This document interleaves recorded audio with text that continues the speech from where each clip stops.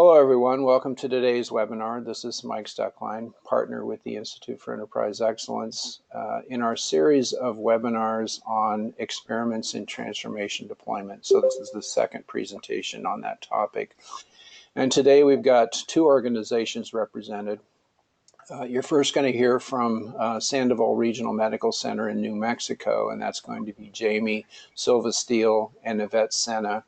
And then they're going to turn the presentation over to some friends from Winneshiek Medical Center in Decorah, Iowa. That's going to be Lisa Radtke and Sarah Groux. And so we're looking forward to their presentation, and think it's going to be really great to hear what they have to say today. A few housekeeping details. The phones are going to be muted. There is a time for doing Q&A, and I'll unmute it then. We'll keep it unmuted as long as the don't have any background noise that causes problems. And you can always ask questions or put comments on the chat function, and we can facilitate it that way. So a bit about how this started.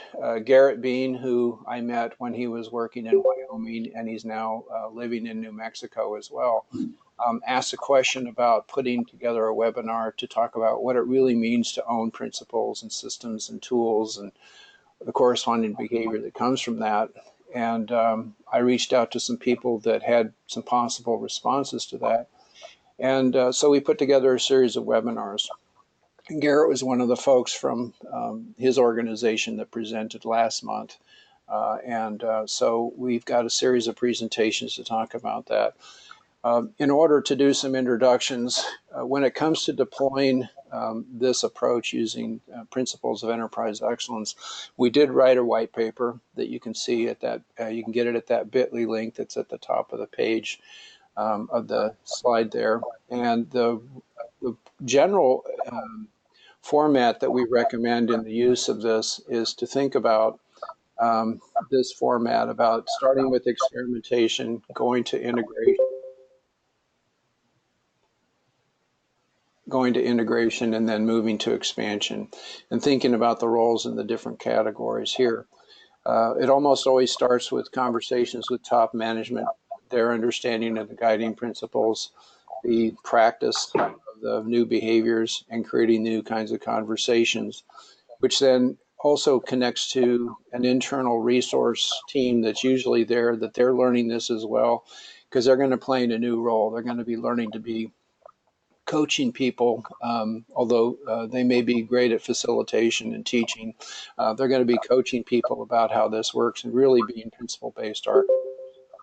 And then at a point in time, not in the beginning, but after some time, there's the decision to really experiment with a few model areas and see what this is going to mean for that organization. So it works like this: study the principles, the new rules, going through that 1, 2, 3 process, and then with 4, identifying some simple systems that people would like to practice and experiment with simple systems. The roadmap sort of looks like this, and this did come from SRMC with some of the early work. What it looks like over time as we give advice to people about where they could perhaps apply their focus. This is just an example of looking at that and trying to make sure that people can understand where are the areas of focus, looking at the roadmap. Now, this can apply to any person. It doesn't have to be the person at the top of the organization. The same approach can apply no matter where you are in the organization as far as what you can do to learn these things. You can get advice from an outside source. Could be books, could be resources, could be people with knowledge about how this works. You could identify some safe to fail experiments for your areas of responsibility. And you're also keeping people, there's going to be some areas outside the focus areas that you might have to anticipate. There's going to be some pull, and always keeping your boss and your peers informed as far as the experiments that you're doing. Now, the way this tends to work was outlined with Peter Schultes has a nice part of a book that he wrote. You go to this bit.ly link and you can learn about that. He calls it the onion patch strategy. And a gentleman that worked closely with Toyota talks about the clamshell strategy. So they've given it different names as far as how you can apply this no matter where you are and try to expand it and get traction outside of that.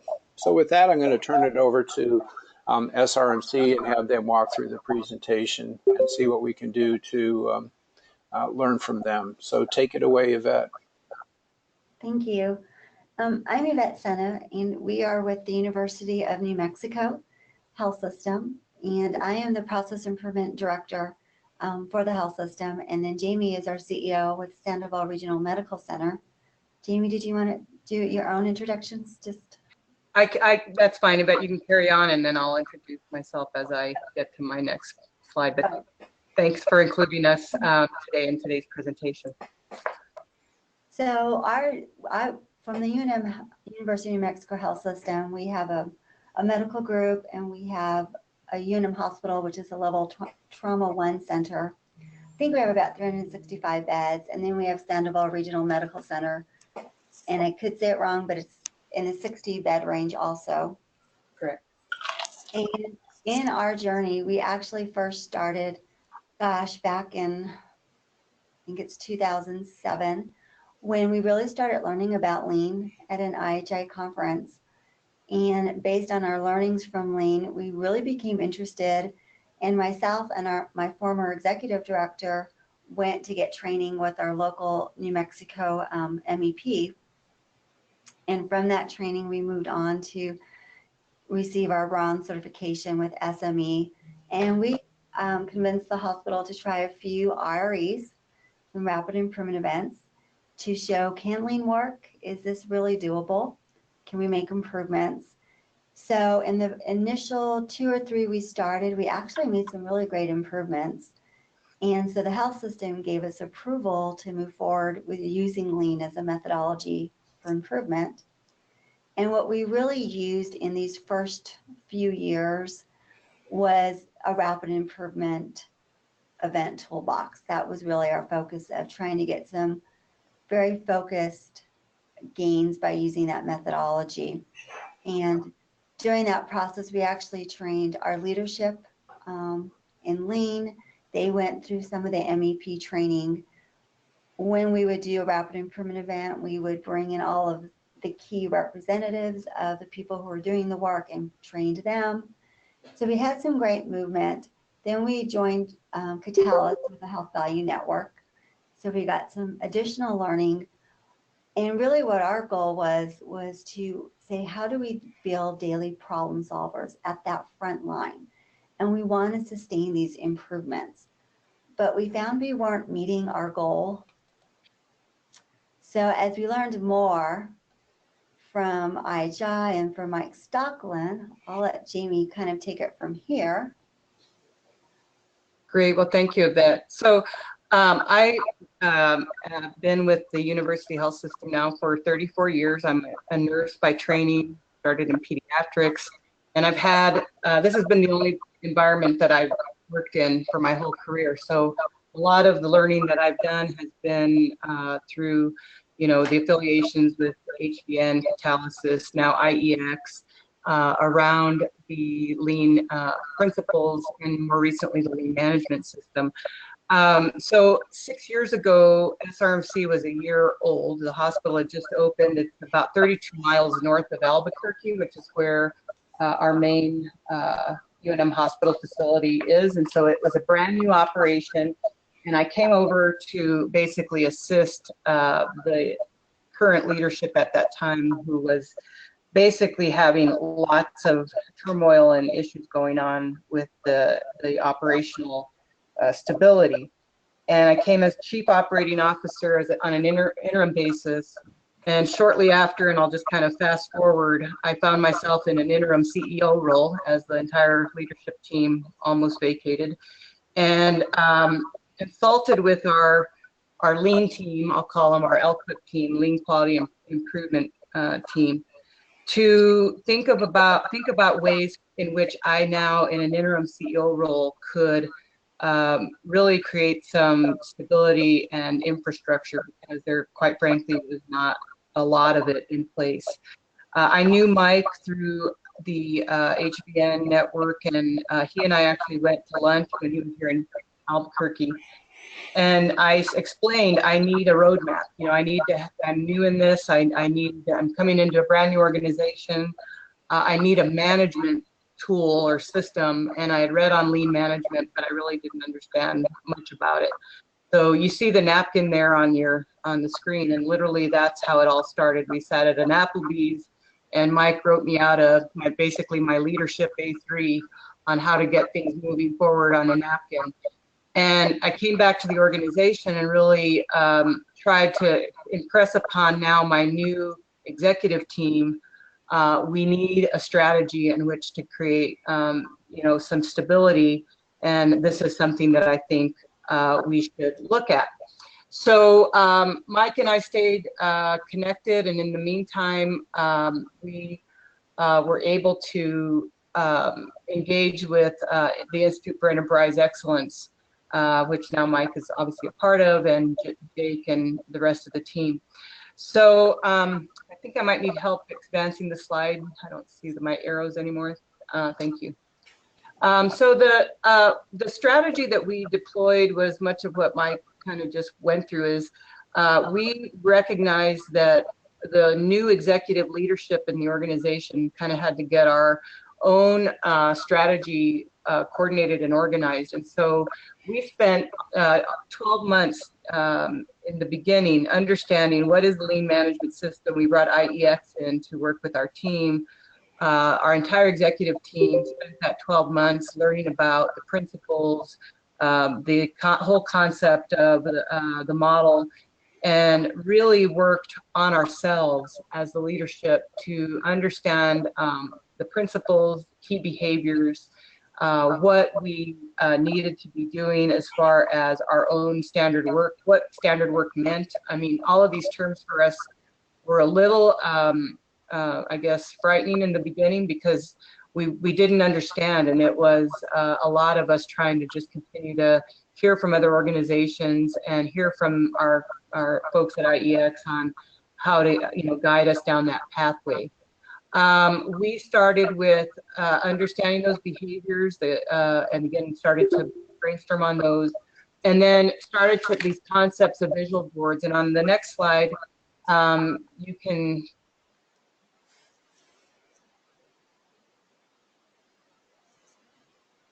see experimentation. The visual on the right is our current state, but even right now that is morphing into a new look and feel as we enter our new fiscal year. What we've continued to do is identify metrics that align to the pillars of the organization and our overall strategic plan, and really know on a daily basis, are we winning, are we losing, what are we doing? And we have now incorporated huddles throughout the entire organization, visual boards throughout the entire organization. We started with the concepts Mike described with 3 model cell areas, and then gradually expanded again throughout. And this has been now about a 4.5 year, coming on 5-year journey that we've been doing this work. The next slide is going to show you how we kind of started to think about building behaviors, because this was one of the things, at least for me, that was really hard for me to wrap my head around. On the left, there are the values of SRMC: integrity, serve, excellence, safety, quality, and teamwork. And then you'll recognize the principles above, and the align, enable, and improve, and the principles that align to leaders, managers, and frontline. And that's what the L, the M, and FL are in the middle there, trying to understand. So who's responsible for the principle as a primary owner? Does it apply to all people in the organization? And if it's applying to leadership, what are the key things that we need to be thinking of from a behavior standpoint that aligns to those particular principles? And so this was just an exercise in helping us come up with the words and the actual behaviors themselves. This, which has a lot of words, again, the values on one side, the principles at the top, and then by role, leader, manager, frontline, the details on what those principles look like. Again, very important for the organization was to maintain our values that were interwoven into everything thus far in the organization, how we hire, onboard, recognize, reward our staff. So we had that for quite some time, and then we have recently now kind of whittled down that full list into some core behaviors that still apply to those domains of leader, manager, frontline. Again, align, enable, improve, but our global behaviors that we feel can resonate with anyone, no matter what your role is in the organization. And again, not lose sight of values and the ability to recognize and reward according to those behaviors being performed and helping us achieve results. We're in the process right now, in fact, just this week, of creating a visual of pulling all of this together, and our purpose of putting you first is really at the core of that. We're wanting to make sure that's front and center, and that visual will be used soon to, again, be an education piece for our unit, a logo, if you will, for various presentations and such that always remind us of the core principles, our roles as leaders, managers, and frontline.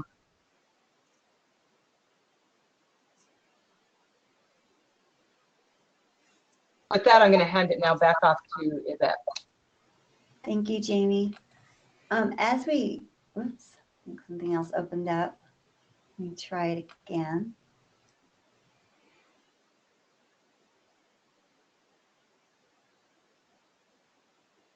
Is that the slide you want, Yvette? Is that the slide you want? Key challenges in learning? Yes. Okay. So really the first key challenge is that we are part of a health system. And so there's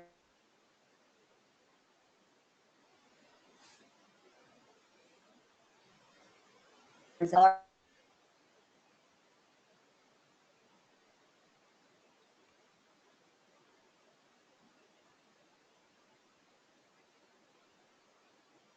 with is the world within SRMC, where we used a model cell system, where some of those model cells now were living in this new management system, and the rest of SRMC was in the old management system.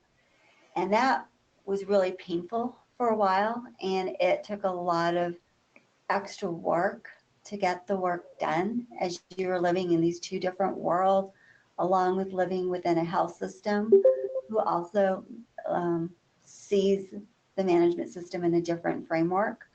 So we really had to recognize that we had to just really acknowledge that pain and to recognize it, and then start thinking of that, what we're trying to move to as a way of being, of how we do our work day to day, is through our management system. And so while it may take some time for areas to move, we also have to recognize how much do we wait for people to pull? How much do we help them along to push? And so we kind of came up with what we call push, a little bit of pulling, a little bit of pushing to help us move along and get through that pain and recognize the way of being is where we want to go to in our daily management system. The other challenge we really had was encouraging people to bring problems forward and to no longer problem solve in the silo. So to share, here's what I'm having, let's discuss this as a team about how to work it through together. The other piece though meant that you might be seeing your metrics in red that were going to require problem solving. And if you're not used to seeing red, that was really difficult. And so we had to really be patient. We had to persevere through this change. But the executives were so crucial in role modeling and saying, it's okay if you see red, it's the action planning now that is important. What are we going to do to improve the red? And that was really key for the executive models to do that behavior and to be out front, up in the front of the organization. And we found that as the executives became more and more engaged with the managers, coaching and triggering those questions, the quicker the org moved through the process. So that was really kind of challenging. The other piece of it was the executives had this very long list of to-dos that was a little bit more operational than strategy focused.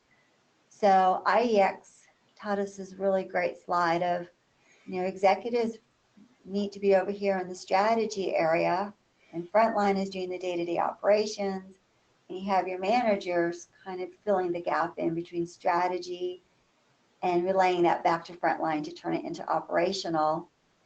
So we really had to focus on those roles and help everybody get to their key focus of executives a little bit more strategy focused, or managers being strategy but making that link to the operational, and then frontline thinking through operational as they're closest to our patients. So we really learned to do a mission critical exercise that Mike Stocklin walked us through with what's in your big long list, and let's start whittling it down to what is the most critical things to keep our doors open. And so we experimented with the X matrix in really developing leader standard work to get us through that time and get the executives focused on strategy. And then our last challenge is really staying focused on those principles and behaviors in times of crisis. Whether we're going through some cost-saving crises and some changes in the health system, some consultants coming in, is we needed to stay focused on how to keep moving forward in our management system. And so that really took some key thoughtfulness and back to focusing on those principles when we were making decisions. Key triggers we had to really use. Our monthly meetings with Mike really helped us in that coaching time, giving us guidance, some feedback and thought process. And just Jamie herself being so unwavering in her belief and determination to move forward was so key to all of this work. I think our last slide, there it is. Really our key learnings is that leaders have to live it. They have to be fully engaged. You can't delegate this work. It absolutely takes patience and perseverance. One of our struggles has been really assessing so that we know we are progressing, and that is really crucial. And really have outside eyes, some external coaching that we're receiving from Mike has helped us to continue learning and growing, and thinking through how we share this work with the health system so they can understand what is occurring. So our last kind of challenges that we're looking at, our next experiments, is how we do assessments on a consistent basis. So we're trying to say, can we move to an all-org peer-to-peer assessment where we're focusing on the health of the system? We're really looking to make sure we see the behaviors, and then that those behaviors are leading to meeting our metrics. And can we move to more peer-to-peer coaching instead of relying on the lean coach? Are some of the experiments we're going to start trying. Our new challenges that we're facing is really how to get the physicians engaged into the problem solving, starting to think through succession planning, and really working with the SRMC board so that they understand the system and they have that same unwavering belief in the principles. We're also looking at maintaining the management system in the midst of working in a health system with different CEOs. We have a large external consultant engagement we're going through, and how we continue to help the managers align that work with how they utilize the management system and how we sustain all of the new work we're getting through the consultants and link it back to the systems of the management. And just we're looking at also creating a PMO and integrating it with our lean PI office. So if any of you all have any ideas, we would love to hear them on the challenges. That's where we're at right now. And it's been a lot of fun, but a lot of challenge and perseverance and patience. Thanks, Jamie, I Yvette. don't know if you have anything else. I guess the only thing I would add at the end here is one is that we couldn't have done this work without Yvette and her team. They've been instrumental in helping us stay focused on our transformation map and our journey internally here. So I want to just give a shout out to her and her team. And I think what's exciting for me is we are, I think, at a place now where it's an expectation in the organization that the systems that we've really continued to focus on the daily management system is continuing to get better and better and better all the time. And I love seeing the boards get refined. I love seeing the staff speak to us at huddles, unintimidated and owning the work. And so as we talk about sustainability now of whatever consultants here or thing that we're trying to do, it's all tied back to the system and the principles now and behaviors, ensuring that everyone understands if we don't apply those in the right way, we will not have sustainability for a long term. So it's all about ensuring that those behaviors are part of the fiber of the organization. And I believe that we're getting better and better at understanding that as an organization. So just wanted to add that at the end. That's just super. Thanks. And thanks again to both of you for doing that. Stay on if you can for a Q&A later. I'm going to turn it over to Lisa and Sarah from Decorah at Winneshiek Medical Center, and they can do their introductions as well, just as Yvette and Jamie did. Yeah, so thank you, Mike and Jamie and Yvette. There's a lot of parallels here, certainly. My name is Lisa Radtke, and I have the privilege of serving as the Chief Administrative Officer for Winneshiek Medical Center. Been part of our facility here for just over 5 years and part of the Mayo Clinic Health System, which we'll speak about in a moment. For a long, long time, I often say longer than some of you may have been alive. I started my career in healthcare in 1979, worked for 18 years in behavioral health and 18 years in human resources, and both of those were great fertile ground for serving in leadership. And I'll let Sarah introduce herself.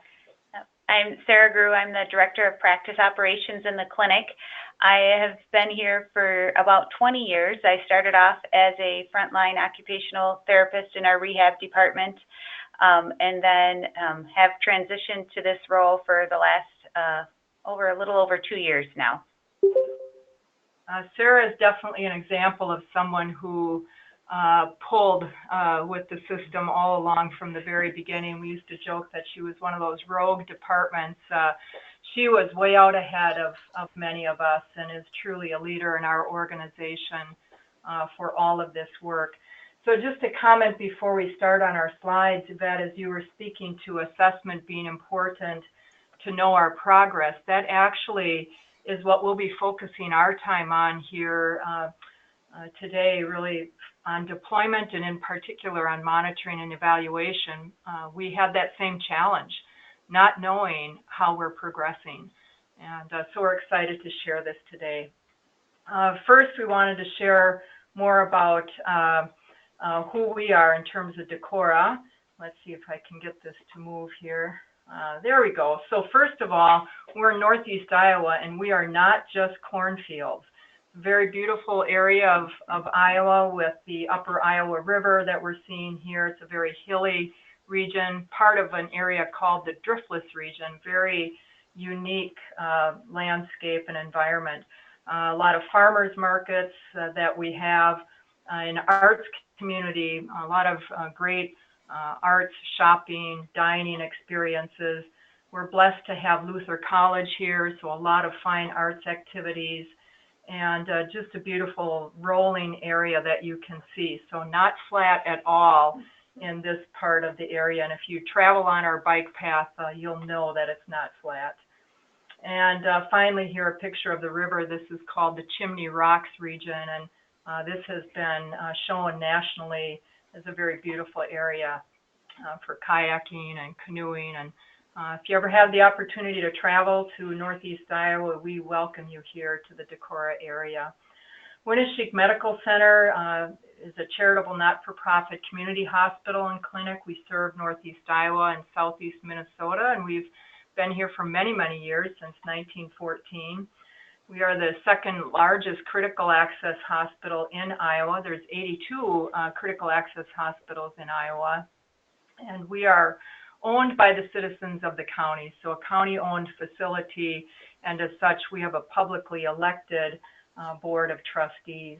We're really blessed to have an active medical staff, especially for the size of our organization of over 30 Mayo Clinic Health System and Gunderson Health System physicians. We're an open medical staff, so anybody can apply for privileges here. And in particular, as Mike referenced earlier, we have a relationship that's significantly important to us through Mayo Clinic Health System, and in particular, Franciscan Healthcare in La Crosse, Wisconsin, which is just 60 miles north and a little bit east of here. And the management and professional services agreements provide the opportunity for our physicians being Mayo physicians, as well as then the staff coming from the Mayo side of the practice. And then more importantly as well, we have an opportunity for group purchasing and things that help smaller organizations such as ours be able to be successful financially. We have a very dedicated team with 6 regional outreach locations. We'll show that to you in a moment. And really pleased to say we've been a top 20 critical access hospital in the nation in recent years, and really speaks to the team that works together here. And I think a lot of the work that we're doing around principle-based architecture and learning to evolve in that system. We're certainly in a different place today than we were 3, 4, 5, 6, 7 years ago as well. So this just shows where we are in the world, and you see some of the sites where we have a lot of rehab locations, as well as outreach for podiatry, urology, other specialties as well. So just a little bit of a current state to share where we've gotten to today. Essentially, Mike, I was intrigued again by that sense of the pathway of improvement from experimentation to integration to expansion. And I would say relative to our strategy deployment process, we didn't have an integrated process for getting beyond the deployment of communicating our strategic plan and then really being able to monitor and evaluate strategy. So it often felt like an add-on. It was something that people had to do, check off the box. Our quality improvement activities in particular felt separate from strategy, something that we all had to do. I would say there was probably not a lot of joy in that work. That would be correct. Yeah. So we've done a lot of work in how we develop strategy, coming together annually with the leadership team, meeting with our department managers and follow up to that, and deploying strategy. Again, I think we've done well with communication, but where we really wanted to focus was on that monitoring and evaluation of our strategy. In essence, we said we need a system that will help us to basically keep track. So how do we have regular updates? How do we know we're making progress? How do we know when we need to adjust? So always those questions about, are we on track, off track? What is it that we need to do to adjust? And then on the left-hand side here are some of the areas in which we were focusing strategically. Organizationally, we have identified 6 strategic pillars, and that will become meaningful in a little bit when we talk about our 1, 2, 6 experiment. So some of the experiments we've had before, we've used several approaches. We've been at this work. We've been trying to find success. Essentially, we had a time when staff would come to a room and they would report on their quality improvement activities to a small group of people. So a manager would come in, they'd present for 10 to 15 minutes, and then they'd leave. So there wasn't a sense of really sharing or learning with or from each other. And we said, well, gosh, maybe it'd be better if as leaders we went out to the departments, because that way staff would see us, we'd have more visibility, and there would be more of a sense of collegiality in doing that work. So we visited departments on a rotating basis. I think initially that started out pretty well. What was beginning to happen, though, is we didn't have consistent attendance on the part of our senior leadership team because of some scheduling challenges and other things. And then also it still felt like managers were at the last minute putting up things on their board just so they were, again, checking the box, making it look good. And importantly to us was that strategy review as a whole was not built into the process. So it seemed like, again, the quality was separate from strategy. Yet quality is a very important part of our strategy, particularly as we think about health outcomes, the patient experience, patient safety, all of those so critical in the world of quality. So we brought a team together that included members of our administrative council, along with our departments, to design a better system. So just by way of example, we had a lot of different departments who were present. You can see here nursing, operations, laboratory, information technology. See throughout here, quality was an important piece of that as well. And we had the sponsors, so it was myself and my colleague, Dave Rooney, who serves as our administrator for operations, and then Mike serving as our facilitator. Always very, very helpful to us as our coach and guide. So as we've been talking about today, the importance of that system build. So the system that we were working to build was monitoring and evaluation system as a subsystem of our strategy deployment. So of course, looking at the see, do, get, we start with our purpose. And what I point out here, without going into too much detail, is you see an area that's bold. And the reason that's bold is that we actually, when we started, didn't have that as part of the purpose. And as the team was meeting together, we just found that we weren't clear on what our purpose was and what are we really trying to get out of this. So when we were really able to hone into wanting this to be a meaningful process, we wanted people to be able to share their progress and that it was in a spirit of continuous mutual learning. So always learning from each other. That then would help us to make those timely adjustments. So again, in terms of behaviors, we looked at the specific goals that would help us. And you see those identified here. Always hard to choose from those 12 important principles, but looking at ways that we stay aligned and can enable the progress while we're also making improvement. Ultimately, to get better results, as you see here, the highlighted ones about daily improvement, especially wanting more engagement and ownership and meaning in the process, and really a sense that there's confidence that we're moving forward. So here's our experiment. We met with the leadership team, we met with the department managers, and it was actually our department managers that said, we could have better department manager meetings if we could focus on strategy. Let's be efficient. Might we find a way in our department manager meetings to include strategy? And that's where we came up with the 1, 2, 6 experiment. So basically, we take about 30 minutes of every department manager meeting, which is twice a month.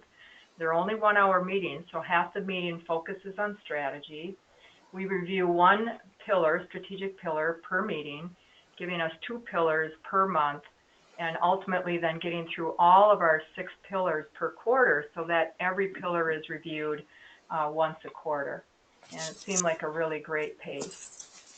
We divided the managers. We have about 30 managers in our group here. We had them 3 groups, blue, green, white, because those are our colors here organizationally.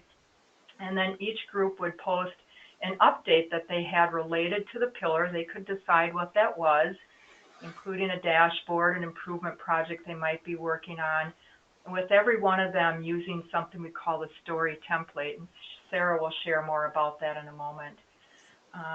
So what that meant is that as a manager, I didn't have to prepare every single meeting, every other week. I really would only have to do that 2 times per quarter, so it didn't feel burdensome to them. By the way, that was an adjustment. We originally thought we'll just do everybody, all pillars. We said that felt like too much. So then we thought maybe 2 groups, and it was our managers who said, no, I think we really should look at having 3. So we want to make the process meaningful and manageable, and definitely to help with the learnings with each other. So just a few other details. If, let's say that the blue group is supposed to work on health outcomes as one of our pillars, but someone from the green group has a great project to share, they're still invited to share that project at that meeting. So Sarah's going to take it from here, talking about the typical agenda, and we have a video to show you as well, which actually you can see the process, and then we'll describe our way through that. Okay, so as you can see on just our typical agenda is if you're up that month, you would come a few minutes early and post your things, and then as a group, whoever is kind of the content expert for our organizational results of whichever pillar we're discussing, they share first as an organization how we're doing on that pillar. And then after that, actually, if you look at this slide, we've already made a tweak from that. We no longer do that 2-minute drill. We've adjusted that as we've been doing that we go right to doing a gallery walk where you walk around and look at what all the different department managers and their team. We're encouraging frontline to also come to this, and I think that's an evolution that we'll get more to. We're just beginning to do that a little bit. And then afterwards, we sit back down and you share kind of an aha with somebody that's sitting next to you. And then we have a few large group questions that we ask. And so we set the time at 30 minutes, and really we found that that's what we need. We're able to stick to that fairly well. Mm-hmm. That was a good success, actually, to that timeline. And then this is just what Lisa was referencing, our story or sharing template. So this is the one kind of standard work part of what we ask of all the department managers, is to answer those questions about your project that you're sharing. And it doesn't need to be fancy. You can handwrite it in, you can type it in, whatever works for you. But just jotting some of that down to have by your project so that it truly is a gallery walk and people can read that and understand what they're looking at. So here is kind of a video of just our last department managers meeting this week, Tuesday, actually. Yeah. So as this comes in here, this is what we call our gallery walk, where all of the managers, at that point, they stand up and then they choose. In this case, I think we had 4 different teams presenting. This is actually Sarah, who you've been hearing here, and a colleague of ours, Sarah, who's here. And they're talking about their project, and this is really a poignant moment here.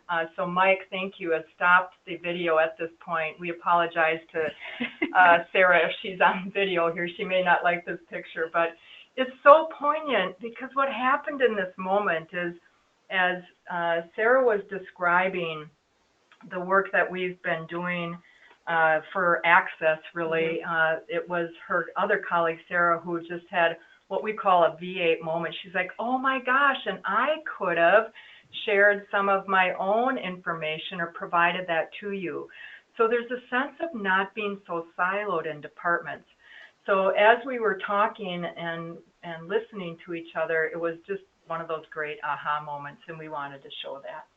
And I think the other thing with that is that we had chosen our principles of learning continuously and thinking systemically. That's really that we wanted our system to show those behaviors, and that's really an example of using those principles. So you can see here that what's getting posted is just really people are bringing their results, their projects that they have, and you can see a number of people listening here, asking questions. The story template or sharing template actually does tell the story. So even if Sarah wasn't here, people would be able to read what was happening. And and be able to learn from that. And what I love about this picture here is that we can see everyone really being engaged and asking questions. And this view here shows you the long view of the whole room. You see people being in different areas, and this is just to show some of the tools that we have here as well. So this was from our quality department, looking at value-based care. This was actually from our pharmacy department, and above here was one of those sharing templates.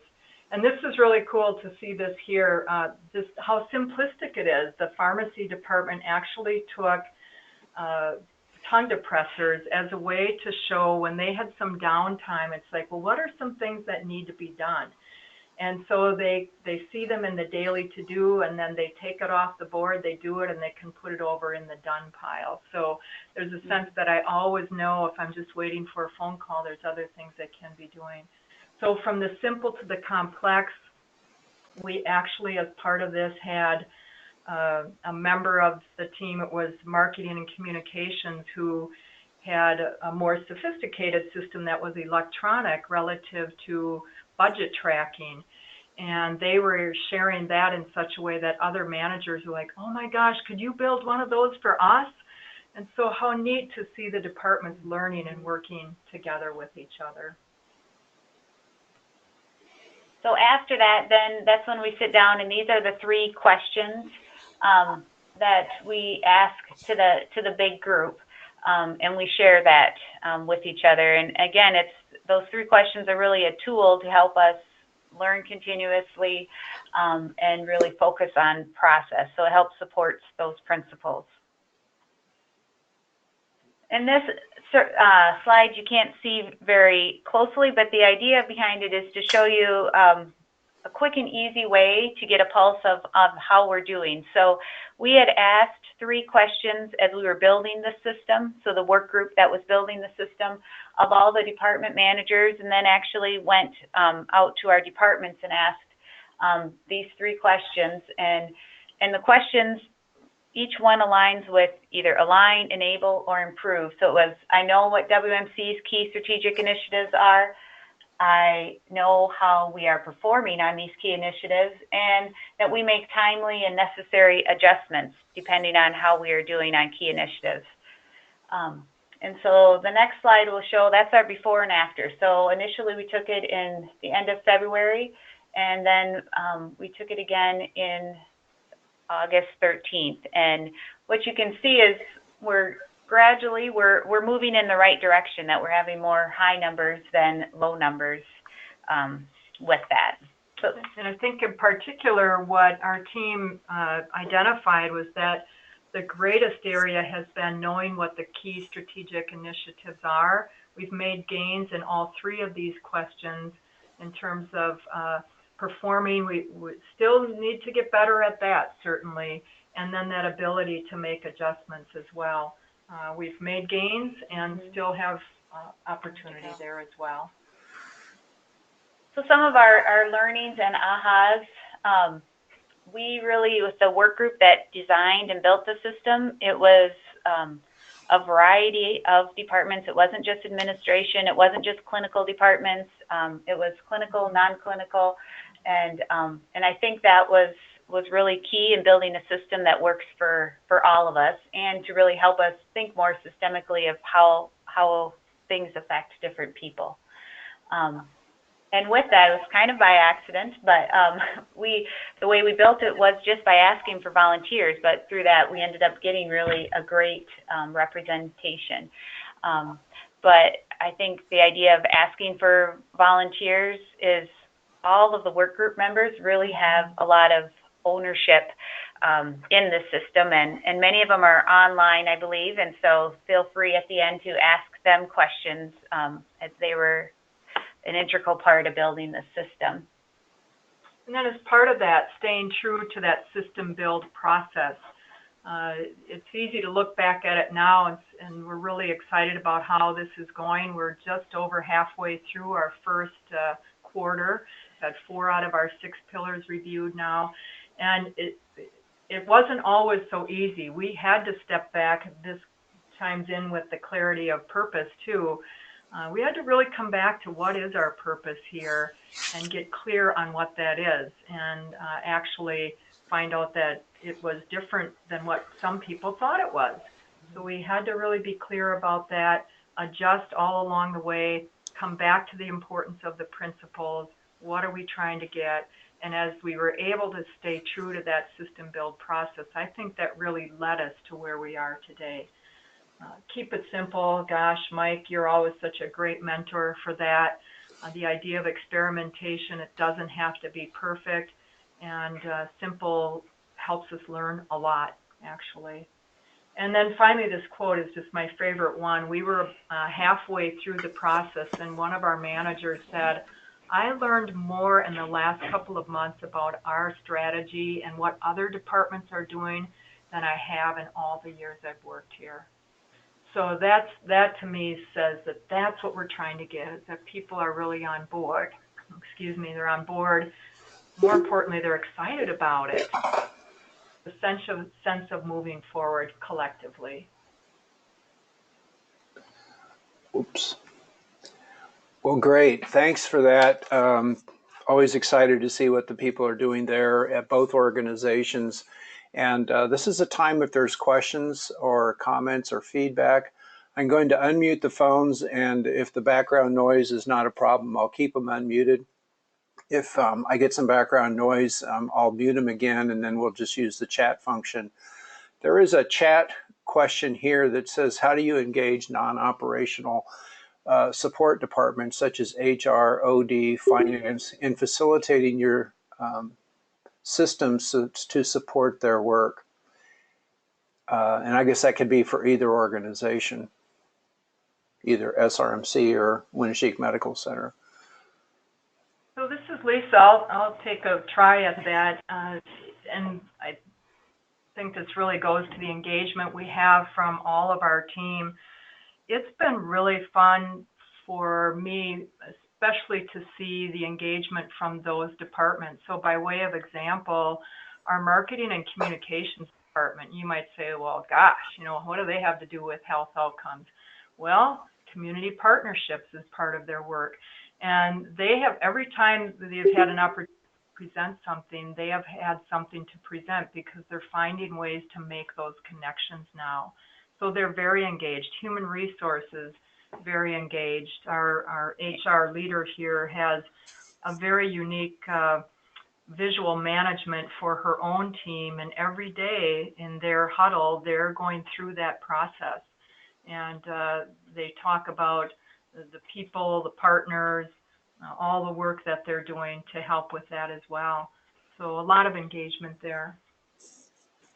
And this is Jamie from SRMC. I feel that all of our departments are engaged as well. I do, though, think that what's become clearer is that the department sometimes doesn't understand completely how they might connect. And I think it's great to see Mayo's example here on thinking systemically. It's actually the principle that's up on our board right now, really getting everyone to think about what does that mean and what are the behaviors around think systemically.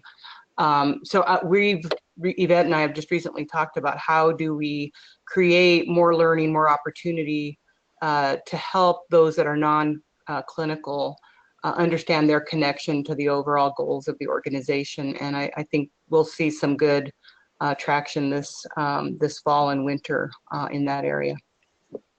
We also have a daily huddle that includes clinical and non-clinical areas. And so we are all learning and experimenting and catch-balling with each other all of the time. And I guess we don't even think about it, whether they're clinical or non-clinical. That's just, it's just how we do it. So. And maybe just one other point relative to the strategic pillars. I think it's really important not to force things on departments. So what we say is, if you really don't have something you're working on in one of these pillars, let's say it's in the growth pillar by way of example, we don't force people to have something there. Everybody should have something as it relates to workforce fulfillment, our experience of being at work, Many departments have patient experience, but certainly not all. So we have a focus on finances, as I think every healthcare organization does, especially today, something we call a financial challenge. Well, every department will have something on that, but not every department will have something on every pillar. So we aren't about forcing somebody to, our departments, to find something on that. Right. That's a great perspective. I hope that gets to the question that was asked. There was a follow-up question that says, were there challenges in any of these systems, assuming systems you were trying to build, whether it was at SRMC or at Winneshiek Medical Center? I think this is Jamie. I think there's always challenges. I think what's important is that you have that continued focus on, process, that you're, again, seeking perfection, that just because you put the system together once doesn't mean it's done. And I think that's been internally in our organization a continual dialogue, that it's not develop it, check it off the list, and then keep going about your business. It is about integrating the systems in our daily work and recognizing that it's very much a ongoing commitment to ensuring that the results continue, and that we'll always have to refine systems on a routine basis. So I think it's always going to we're always going to have challenge, but it's recognizing that right up front. Great, thanks for that. Any follow-up questions or questions from anyone that's on the phone? I think that was great advice that our presenters provided. So I'm going to move forward in the interest of time. Here's what happens next. The recording to this webinar is going to be made available. If you go to our website, you can see where we keep our webinars posted, and previous events, you can see where that's going to be. There was a webinar that we had scheduled on frontline leader standard work that was scheduled in May, had to be postponed, and we'll get that rescheduled. The next webinar is going to be in the series here on experiments in deployment with on September 27th, two people from Munson Healthcare and Dirk Van Rossum from Naples in Florida, Naples Healthcare System are going to present. So we got Fletch, Caleb, and Dirk presenting in September. Early October, Ann and Lou Fries are going to do part 2 of a presentation on natural leadership. So they did one last year, and they're going to do a follow-up here. Fourth in our series of experimentation is going to be on Friday, October the 18th. This is going to be from Kimberly Area School District and also another part of the Mayo system in La Crosse. So Holly, I think actually Denise is going to be presenting for Holly, and we've got Sid presenting for the Mayo Clinics in La Crosse. And a new webinar that we just have started to organize this past week. Angela Swenson from Atrium Health and Dirk Van Rossum, again from Naples Health, are going to put together a webinar in early December. They've called it Lessons Learned from a Sensei. And so watch for their details about that. The sign up and login information can be found at that bit.ly link. We have a number of topics in the works, and this is the way it does work. If people have ideas about things they would like to talk about, we figure out who those interested parties might be, and then as people have the time and work on the presentation, we get it scheduled. We are following up on Principle of the Month, and so we've been doing this since January. There's 2 ways to find the reflections. One is on our website, and one is on LinkedIn, so you can find them there. Topics in January were around constancy of purpose. February was respect every individual. March was on focus on process. April, create value for the customer. May was lead with humility. June was quality at the source. July, think systemically. August, just wrapped it up, learn continuously. This last discussion on Lean or Learn really got a lot of comments and questions. So if people want to check that out, they can. You can always go to these bit.ly links. And I know I went through those quickly, but when you get the recording, you can get the links, or again, you can just go to the website or to LinkedIn and get the information you need. And as I said before, anybody that would like to present or has a question about something that they would like to learn about, we'll make a presentation for that. We're scheduling webinars for 2020. So I want to thank all of our presenters today. Two great organizations, really great people at both organizations that have been working hard. And I think they've got some nice responses to that question about, so what would this look like in an organization that really wanted to take an understanding of principles, design better systems, get better behaviors, and get better results in a sustainable way. So again, thanks to our presenters. I'm going to shut down the webinar today and get ready to make the recording. So thanks again, everyone, for participating today.